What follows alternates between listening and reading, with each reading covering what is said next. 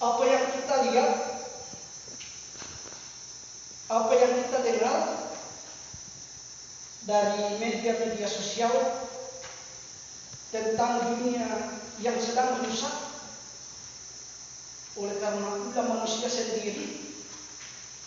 Di sana sini terjadi peperangan, di sana sini terjadi pertikaian, dan itu juga yang terjadi dalam konteks yang kita baca di kitab Yakobus ini. Nah, sehingga Rasul Yakobus menasihati Yahudi Kristen karena di kalangan mereka sendiri yang sering menghasut, yang menimbulkan pertikaian dengan orang-orang Romawi, sehingga banyak orang Kristen yang rusak karena terbawa oleh kebiasaan sehingga pertikaian dalam perikop bacaan kita hari ini. Nah, sehingga Rasul Yakobus menasihati mereka agar tidak terbawa oleh nafsu dalam kebiasaan duniawi seperti yang terjadi. Rasul Yakobus mengharapkan bagi orang-orang Kristen, baik orang Kristen pada konteks bacaan kita, juga hadir di tengah-tengah kita sebagai umat-umat yang percaya kepada Kristus, agar setiap tindakan, setiap perkataan maupun perbuatan sehari-hari kita seharusnya berdampak pada hal-hal yang positif bagi kemuliaan Allah. Nah, Rasul Yakobus hanya memberi nasihat kepada umat Kristen di Yahudi sama itu. Di Yahudi bukan hanya orang Kristen, banyak juga orang Kristen. Ada orang Islam dan lain sebagainya. Tapi mengapa Rasul Yakobus hanya menasihati bagi umat-umat yang percaya kepada Kristus? Kenapa tidak semuanya? Karena apa? Karena hanya orang-orang yang percaya kepada Kristus yang memiliki pewahyuan khusus dari Allah. Hanya orang-orang yang percaya kepada Kristus yang memiliki iman. Waktu dia hanya orang-orang yang memiliki pewahyuan khusus dari Allah yang memiliki iman itu.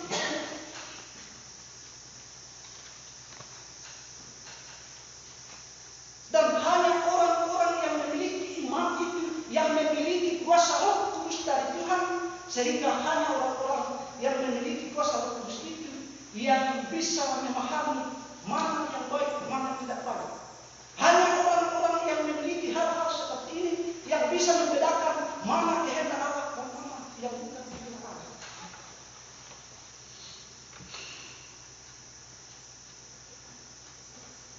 Nah, karenanya setiap perbuatan dan tingkah orang-orang percaya harus berantak berbeda. Karena apa? Karena itu enak. Manusia itu tidak semuanya memiliki tiga hal yang sudah saya sampaikan. Sehingga sekali lagi, bagi kita orang yang percaya kepada Kristus, baik di gereja mesbah juga penunjuk ibadah yang ada saat ini, kita harus berani mengambil terobosan untuk berangkat berbeda dari orang-orang yang di luar Kristus.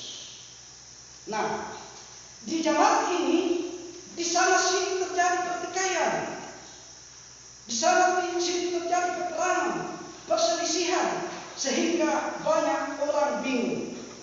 Mengapa dia bingung? Karena mereka tidak memahami tentang hal ini. Apakah yang ini? Mengapa dikatakan hal ini adalah nubuatan? Karena sebelum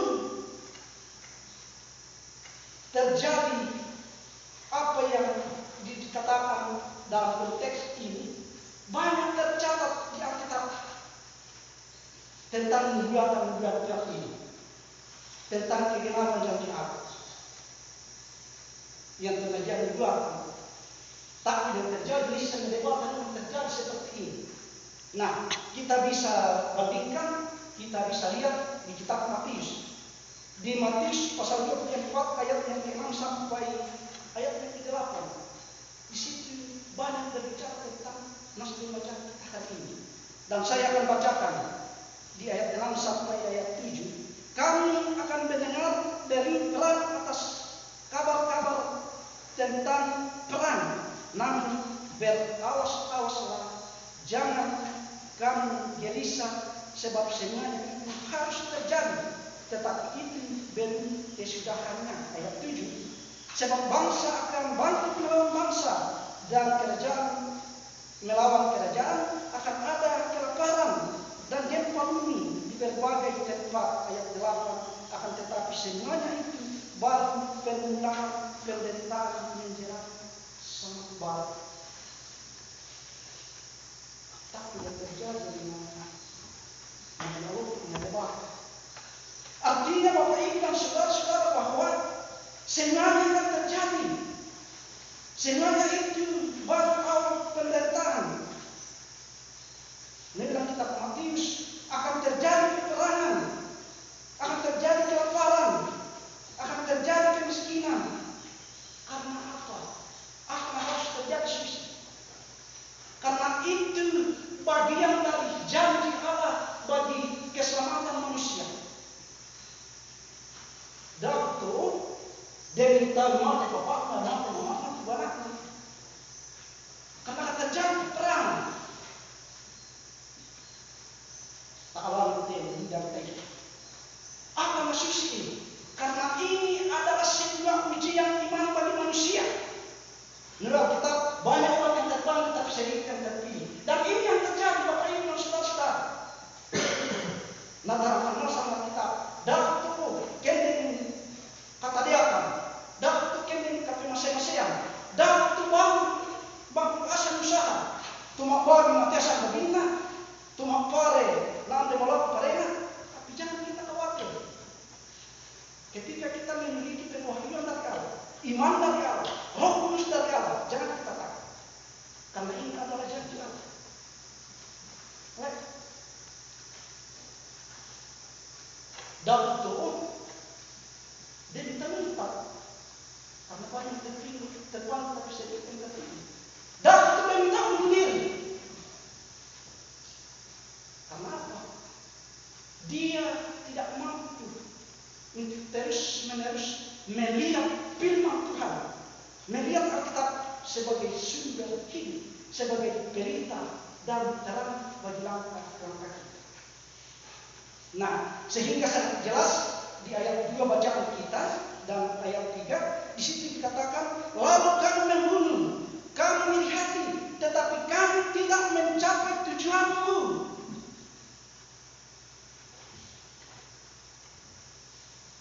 Lalu tujuan apa itu? Kemana itu tujuan? Dan tujuan itu pasti ke surga. Itu konteks bacaan kita, bukan ke neraka.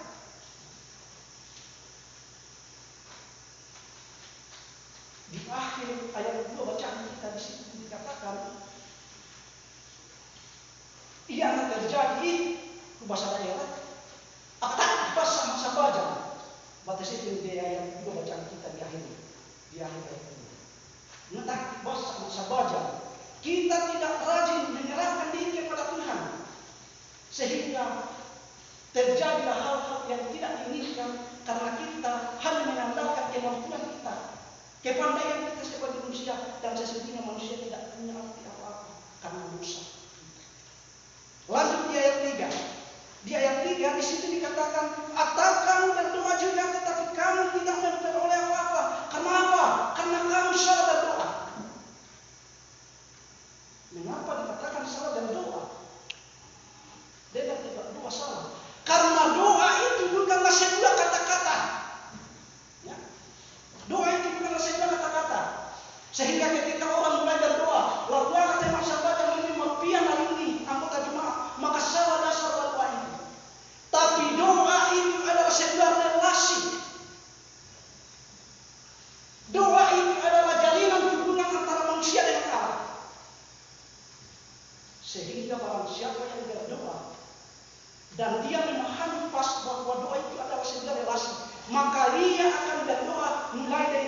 pengucapan syukur kepada Allah, pengakuan dosa kepada Allah, karena mereka pasti mengetahui siapa saya dan siapa Allah.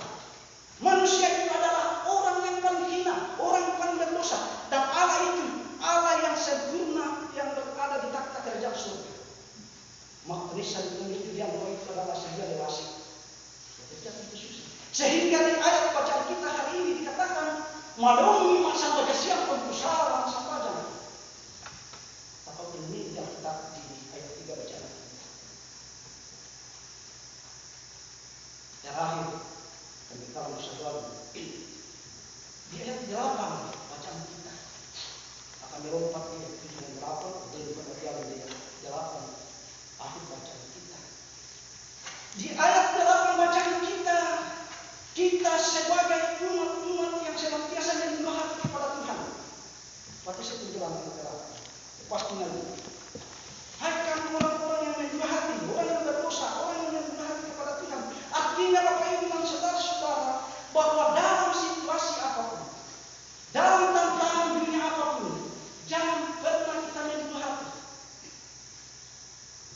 Akan menyembah hati itu ya terjadi di bukan ini. Dan kita akan mundur, dan kita bunuh diri, dan kita mengkara hal-hal karena dia menjual hati kepada Tuhan.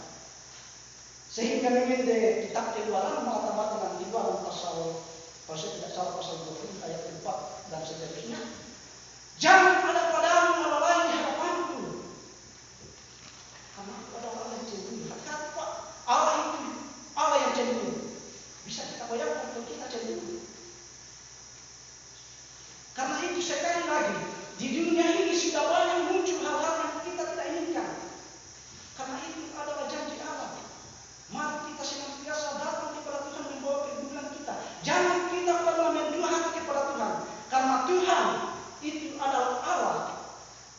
Takut dan perdebatan. Memang kedengarannya itu 3 pribadi, tetapi satu hakikat. Allah tertunggal, Allah Bapa, Allah Anak, Allah Kudus. Sebenarnya 3 kepribadian ini, tapi satu adalah satu hakikat dari Allah tertunggal. Dan itu yang dituntut di ayat 8 ini. Dalam situasi apapun, jangan pernah menjual hati kepada Tuhan. Amin.